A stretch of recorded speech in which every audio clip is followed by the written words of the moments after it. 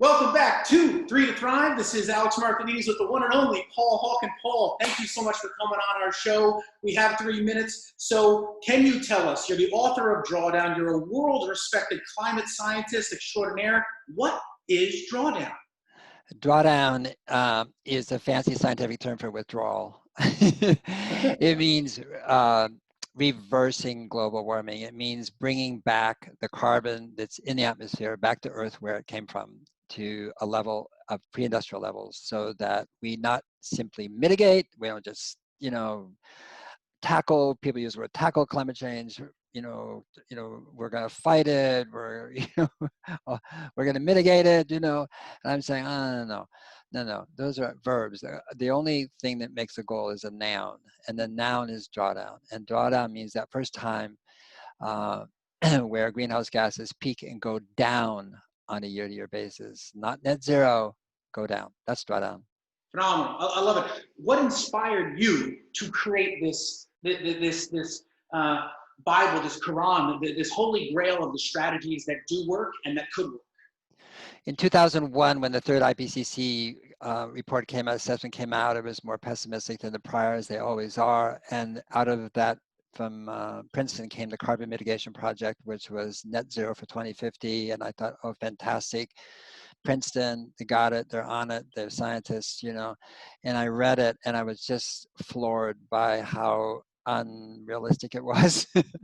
And 11 of the 15 solutions could only be done by corporations, and every solution was underwater financially. And I thought, wait a minute, we don't know what we can do as people, as at all levels of agency. And the only things you and I could do in that carbon mitigation project was to put solar on our roof and drive less. And I thought, you've left out communities and neighborhoods and cities and small companies and farmers and schools and colleges and all the levels of agency that we operate as human beings were left out of that, And so I then went around asking people, can we map, measure, and model the 100 most substantive solutions to reversing global warming? I wanted to name the goal. The goal had never been named up till then.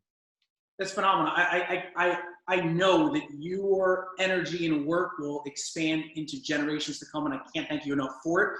I know all these strategies are critical. Are there one or two that you think are very promising, or that you think should have more attention? They're rank one, starting with 1, 2, 3, 4, 5, 6, 7, and people tend to go to the ranking. We're Americans, what's number one, all that sort of stuff. Actually, what matters is the most impactful thing you can do. And there's been this emphasis on the individual. Well, there's no such thing as an individual, first of all. There's a person in context, and where is she or he? Well, they're in a school, they're in a family, they're in a company, they're in, a church, a synagogue, they're a mayor, they're a city council person, they could be that person. The most important solution is what that person can do, or the most important, and what Regeneration, the new book, is about, is what is the 7 most impactful solutions that each person can have according to their agency. If you rent, it's very different than if you own. That's for darn sure. If you're single, very different than if you're a householder, etc. So we wanted to just open it up, accordion it out, so that you have a broad sense of where you can be the most impactful, as opposed to going down a list and saying the number one solution was refrigerant management. Well, you can't do anything about it. So why is that number one? Well, that's just math, but that isn't practical. And so what we want is to have a book that's about action, not about concepts. I love it. I could talk to you forever. One more question. I always go a little over 3 minutes, but it's with one and only Paul Hawken. I could talk to you for hours. Is there anything that we should be talking more about now that we're not? Or are there any questions you wish folks would ask you? And what's the answer to that question?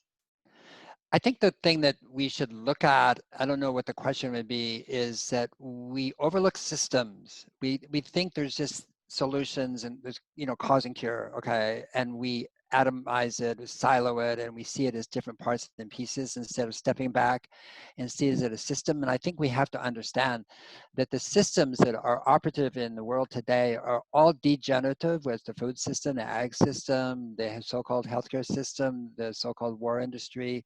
I mean, I can go on down all the industries. They degenerate in the sense they harm life. So we have to look back step back and look at these as systems and realize that so much of our lives are intertwined with those, and the systems are causative. That is to say, the way they're organized and constructed is a huge cause of global warming, as opposed to, well, I shouldn't buy plastic, I should do this, I should do that. Yeah, let's put the shoulds away for a minute, and what do I want to do? You know, what brings me alive? You know, what turns me on? What lights me up? What brings joy to my life? That is where we have to go with regeneration and reversing global warming, as opposed to, you know, wearing a sackcloth and saying, oh my God, if I don't do this, we're screwed. It's just, it doesn't work. It's not going to work. And the only thing that's going to work is for us to be honest with each other and realize that we're part of systems that are dysfunctional and degenerative, and that we have the ability and the capacity and the desire actually to address them. And we do that knowing that this is the most extraordinary thing we could be doing on the planet. And we do that with another question is, why are we here at all? Why are we here? If we're not here to make this earth more livable and more beautiful and better for the people who follow us, then the question is, then why are you here? Why are you here? And so I think that question really opens up the possibilities that you explore and do so beautifully in your work. So thank you so much for your energy, for your vitality, for your excitement, for your enthusiasm. Remember, enthusiasm means entheos.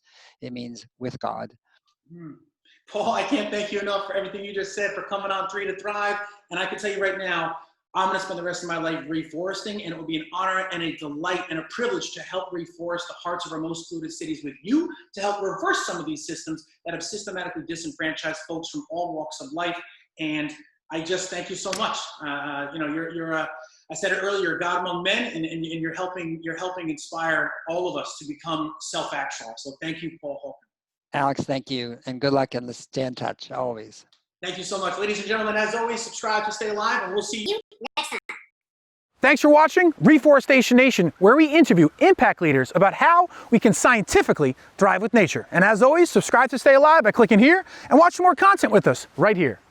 Please click and subscribe. This is Martin from 7th Generation. If there's any green guru, it's him. If he's doing it, I would do it too. Click and subscribe. To stay alive. You think they're really going to do that? I hope so. Okay. I don't know. We'll see. We'll see. All right, Martin. Thank you, sir. Pleasure, Alex.